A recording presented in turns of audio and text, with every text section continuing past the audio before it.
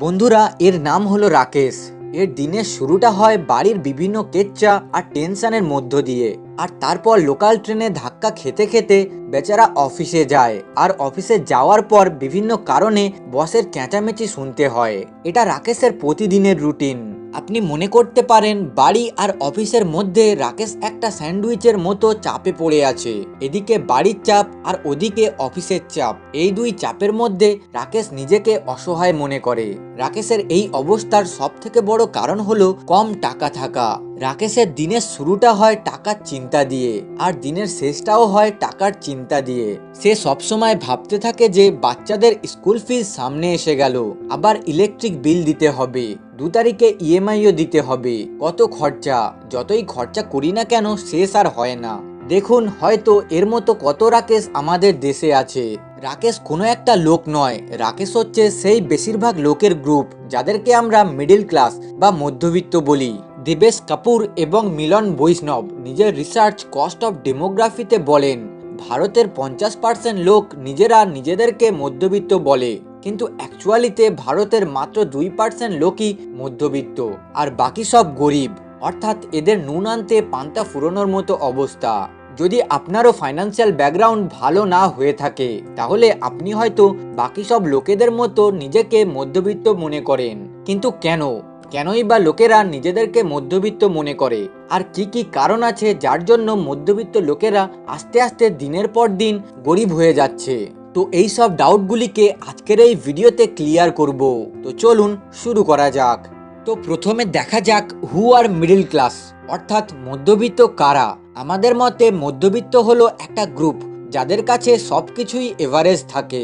Average education, average income and average lifestyle. এরা গরিবের মধ্যে পড়ে না আর ধনীদের মধ্যেও পড়ে না, এরা গরিব ও ধনীদের মাঝখানে থাকে। এদের ইনকাম যতটা হয় তা দিয়ে এদের প্রতিদিনের খরচা ভালোভাবে চলে যায়, কিন্তু খরচা করার পর এদের কাছে সেভিংস হিসাবে ততটাও টাকা বেঁচে থাকে না। কিন্তু কেন এরা চাইলেও নিজেদেরকে সাহায্য করতে পারে না? এর কিছু কারণ আছে যার জন্য এরা দিনের পর দিন আরো গরিব হয়ে যাচ্ছে। তো ওই সব কারণগুলিকে নিয়ে ডিটেলসে আলোচনা করা যাক। So number 1, rising health care cost. আমাদের দেশে হেলথ কেয়ার কস্ট রকেটের গতিতে বৃদ্ধি পাচ্ছে। গত 5 বছরে মেডিকেল ট্রিটমেন্টের কস্ট ডবল হয়ে গেছে। যদি আমাদের শ্বাসকষ্টের কোনো সমস্যা হয়, তাহলে আমাদেরকে অ্যাভারেজ 94,245 টাকা পর্যন্ত খরচা করতে হবে। যদি চোখের কোনো সমস্যা হয়, তাহলে অ্যাভারেজ 1,20,000 টাকা পর্যন্ত খরচা করতে হবে, ইত্যাদি। এমনকি টাইমস অফ ইন্ডিয়ার একটা রিপোর্ট অনুযায়ী ইন্ডিয়ার মেডিকেল ইনফ্লেশন রেট 14% হারে বৃদ্ধি পাচ্ছে, যেটা এশিয়ার মধ্যে সবচেয়ে বেশি। শুধু এখানেই শেষ নয়, কোনো রোগকে নিরামূল করার জন্য সবচেয়ে জরুরি যেটা, সেই ওষুধের দামও 12% হারে বৃদ্ধি পাচ্ছে। ফর এক্সাম্পল, প্যারাসিটামল, যেটা মোস্ট কমন পেন কিলার, এর দাম 2018 সালে মাত্র 16 টাকা ছিল, কিন্তু এখন সেই দাম বেড়ে 2023 সালে 40 টাকা হয়ে গেছে, যেটা প্রায় 150%-এরও বেশি। সিমিলারলি ডায়াবেটিসের ওষুধ ইনসুলিনের দামও গত 5 বছরে 250 টাকা থেকে বেড়ে 400 টাকা হয়ে গেছে, যেটা প্রায় 60%-এরও বেশি বৃদ্ধি পেয়েছে। শুধু এই ওষুধের দাম বাড়ার জন্য আমাদের মধ্যে বেশিরভাগ লোক জীবনে এগিয়ে যেতে পারছে না, কারণ এখন ওষুধ ছাড়া জীবনে চলাটা খুব মুশকিল। যে গতিতে মেডিকেল ইনফ্লেশন বাড়ছে, সেই গতিতে আমাদের ইনকাম বাড়ছে না, ফলে এই ওষুধ খরচাটা আমাদের পকেট থেকে দিতে হচ্ছে। তাই আমাদের সেভিংস আস্তে আস্তে কমে যাচ্ছে, যার ফলে ধনী হওয়া তো দূরের কথা, আমরা আস্তে আস্তে গরিব হয়ে যাচ্ছি। আর একটা কথা মনে রাখবেন, একটা মেডিকেল এমার্জেন্সি আপনার সারা জীবনের জমা পুঁজি নষ্ট করে দিতে পারে। নাম্বার 2, রং ফাইন্যান্সিয়াল এডুকেশন।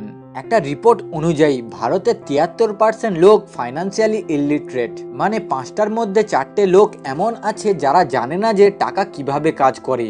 যার জন্য আমাদের কাছে একটাই রাস্তা বেঁচে থাকে, যে কেউ আমাদেরকে শর্টকাট কোনো রাস্তা বলে দিক। আর এখান থেকেই আমাদের মতো সাধারণ মানুষেরা বিভিন্ন স্ক্যামের জালে ফেঁসে যায়, কারণ আমাদের এই অবস্থার ফায়দা ওঠায় ফ্রডস্টারেরা। এরা হাই রিটার্নের লোভ দেখিয়ে আমাদেরকে অল্প টাকা ইনভেস্ট করায়, আর তারপর রিটার্ন সমেত সেই টাকাটা ফেরতও দেয়। এই দেখে আমরা যখন লোভে পড়ে বেশি টাকা ইনভেস্ট করি, তখন স্ক্যামাররা সেই টাকা নিয়ে চলে যায়। এই ধরনের স্ক্যামকে পিগ বুচিং স্ক্যাম বলা হয়। পিগ বুচিং একটা সাইবার স্ক্যাম রিলেটেড টার্ম, যার মানে হলো শুয়োরকে প্রথমে বেশি করে খাবার খাওয়াও আর তারপর লুটে নাও।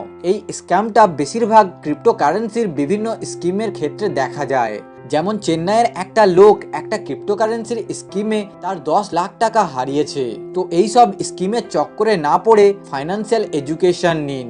আর রিয়েল ফাইন্যান্সিয়াল এডুকেশন পাবেন তখনই যখন আপনি rich dad poor dad, psychology of money, think and grow rich, the richest man in Babylon এইসব বইগুলি পড়বেন।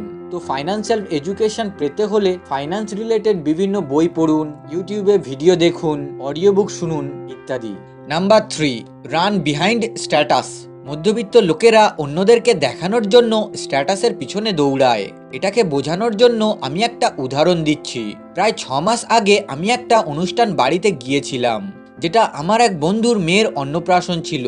সেখানে গিয়ে আমি দেখি অনুষ্ঠানটা করার জন্য আমাদের এখানের সব থেকে দামি ভিলা সে ভাড়া করেছে আর প্রচুর টাকাও খরচা করেছে ওই অনুষ্ঠানটা করার জন্য। আমি তাকে জিজ্ঞাসা করি, মেয়ের অন্নপ্রাশনে কত খরচা হলো? সে বলল প্রায় 5 লাখ টাকা। আমি বললাম, ও তোর কাছে কি 5 লাখ টাকার সেভিংস ছিল? সে বলল, না, আমার কাছে মাত্র 1 লাখ টাকা ছিল আর বাদ বাকি 4 লাখ টাকা আমি লোন নিয়েছি। আমি জিজ্ঞাসা করলাম, কিন্তু কেন? সে যা বলল তার কথা শুনে আমি একেবারে অবাক হয়ে গেলাম। সে বলল, যে কোম্পানিতে আমি চাকরি করি সেই কোম্পানির বসকে ও আমার কলিগদেরকে এখানে ইনভাইট করেছিলাম আর সাথে আমার কিছু ধনী বন্ধুদেরকেও ইনভাইট করেছিলাম। এবার ওদের কাছে নিজের স্ট্যাটাস বজায় রাখতে হলে খরচা তো করতেই হতো।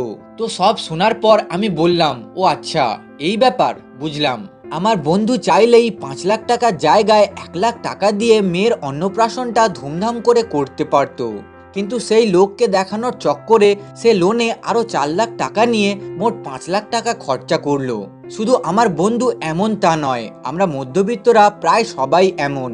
বিয়ে, অন্নপ্রাশন ইত্যাদি অনুষ্ঠানের ক্ষেত্রে লোককে দেখানোর জন্য আমরা আমাদের ক্ষমতার বাইরে গিয়ে খরচা করি, যার ফলে আমাদের সেভিংস তো শেষ হয়ে যায়, উল্টে আমাদের ঘাড়ের ওপর লোনের বোঝা চেপে যায়। ফলে আমরা নিজেদের জীবনে কিছু বছর পিছনে চলে যাই। এইভাবে আমরা লোকেদের দেখানোর চক্করে পড়ে নিজেদের ক্ষতি করে থাকি। সাধারণত এই 3টি কারণের জন্য মধ্যবিত্ত লোকেরা ধনী হওয়া তো দূরের কথা, আস্তে আস্তে গরিব হয়ে যায়। এছাড়াও আরো অনেক কারণ আছে যেগুলোকে এই ভিডিওতে আলোচনা করলাম না। সবশেষে, যদি এই ভিডিওটা একটুও ইনফরমেটিভ মনে হয় তাহলে ভিডিওটাকে আপনার বন্ধু বান্ধব আত্মীয় স্বজনের সঙ্গে শেয়ার করুন। আর যদি আপনি এই ভিডিওটাকে ফেসবুকে দেখে থাকেন তাহলে ফলো করুন, আর ইউটিউবে দেখে থাকলে চ্যানেলটাকে সাবস্ক্রাইব করুন। মোর নলেজ, মোর ইমপ্লিমেন্ট, ইমপ্রুভ লাইফ।